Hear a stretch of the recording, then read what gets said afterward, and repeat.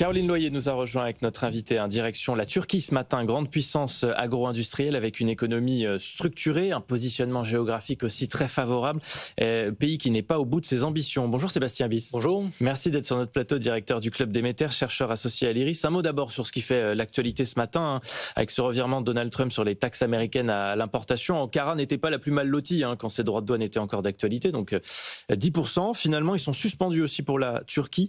Ça n'impactait de toute façon pas vraiment le pays?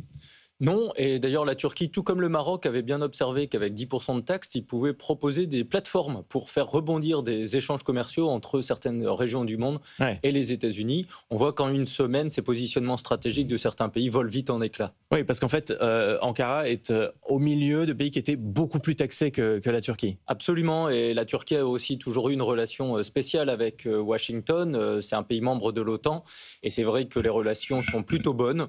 Et d'ailleurs, Donald Trump a souvent eu des mots flatteurs à l'égard d'Erdogan. L'inverse est également vrai. Sébastien Bis, vous présentez la Turquie comme une grande puissance agro-industrielle. Sur quel secteur elle repose principalement ? Bon, c'est un pays qui est grand, qui a une grande géographie, donc des climats variés. Il est capable de produire beaucoup de choses. Alors évidemment, on connaît la Turquie dans ses productions, notamment de noisettes. C'est 2 tiers de la production mondiale de noisettes. Mais c'est aussi le premier producteur mondial de cerises, de figues, d'abricots. Il est numéro 2 en melon, en pommes, en amandes, en poivrons. Bref, dans la galaxie fruits et légumes, il est très bon. Ce qu'on a tendance à oublier, c'est que c'est un pays aussi qui est très fort d'un point de vue industriel.